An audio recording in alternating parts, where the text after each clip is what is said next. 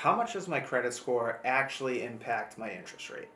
If you listen to a lot of my colleagues or industry professionals, you'll often hear them running around saying how easy it is to get approved for a mortgage, how they can approve loans down to these low credit scores.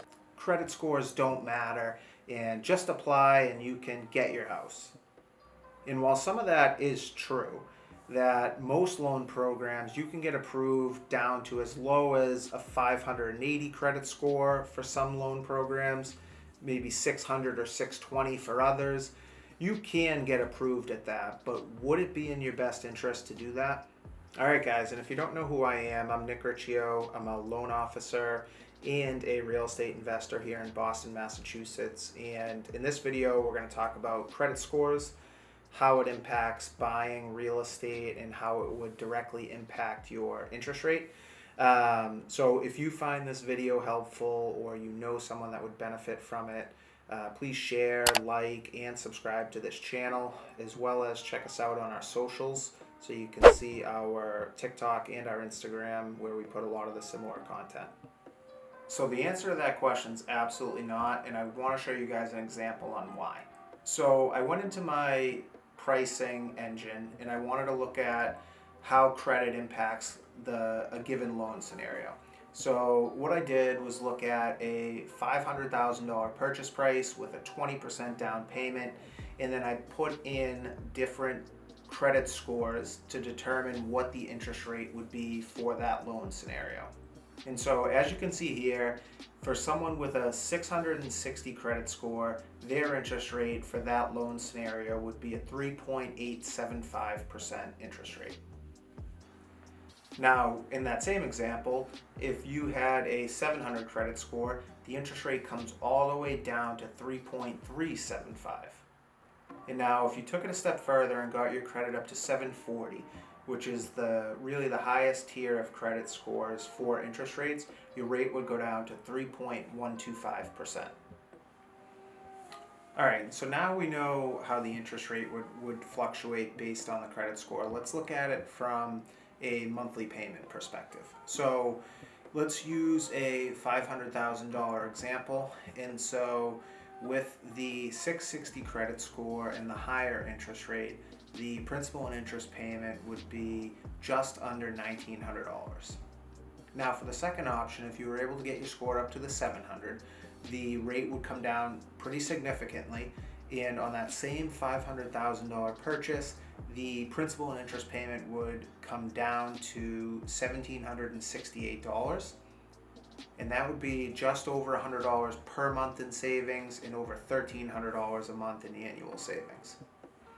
And now let's say you took your credit score up even more, got that up to the highest tier, which we said is 740. So if you got your score up to 740 and the interest rate came down to 3.125, now the monthly payment on that $500,000 purchase would be just over $1,700. So that would be just under $200 per month in savings and over $2,000 annually. All right, just to wrap up this example, we want to look at it from a longer point of view. So let's look at the three credit tiers again with the same $500,000 purchase, and I want to show you how the overall interest is impacted by the credit score. So for that 660 credit score with the $500,000 purchase and the higher interest rate, over 15 years you'd pay just under $200,000 in interest. So now let's look, if we were able to get your credit score up from 660 to 700 over that same 15-year period on the same loan amount, your interest paid would be about $167,000. So over that 15-year period, you would save about $30,000 just by getting your credit score up from the 660 to the 700. Now, if you're able to take that a step further, so we instead of the 700 credit score, go all the way up to 740. Now you're getting the best pricing that any lender can offer, and the interest rate is coming down even more. And what that does is it reduces the amount of interest that you're now paying over that same 15-year period. So looking at the chart here, and with the 740 credit score on the same loan amount in the same 15-year period, your interest paid comes down to just over $150,000, and that is over $40,000 in savings over a 15-year period. Alright guys, and so fixing your credit or increasing your credit certainly isn't one size fits all, and there's not one way to do it.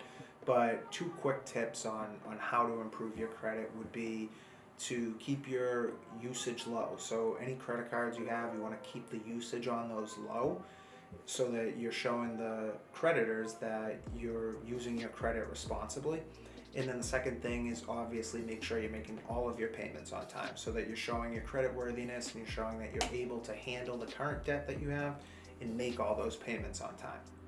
And guys, so in closing, I don't want this to be a negative message and pushing you to not want to pursue home ownership or try to purchase a home if you feel like you're ready. If you feel like you're ready and your credit score is not perfect, that's okay too, because there are opportunities down the road where you can improve your credit score, and at that point you could always refinance your loan, get into a new mortgage, and with that better credit score you'd probably be able to get into a lower interest rate at that time. The other thing to consider is if you're already paying more for rent than you could pay in your market for a comparable home, then it may make sense to try to get into that home regardless of your credit status so that you can start building equity and start building your wealth through your home. So those are all things to consider, but at the end of the day, the point is, if you are not in a rush or in a real need to buy immediately, and you know that your credit score needs a little bit of improvement, as you could see on the chart shown that we showed today, you can see that there is some significant savings and some significant benefits to improving your credit score. So it's just something to consider when you are considering buying a home. Alright guys, and wrapping up, I just wanted to say thanks for taking the time to watch this, and if you found this helpful or if you think someone else would benefit, feel free to share this with them. And if you have any questions, you can email us or shoot us a message on Instagram. We'd be happy to answer any questions you have.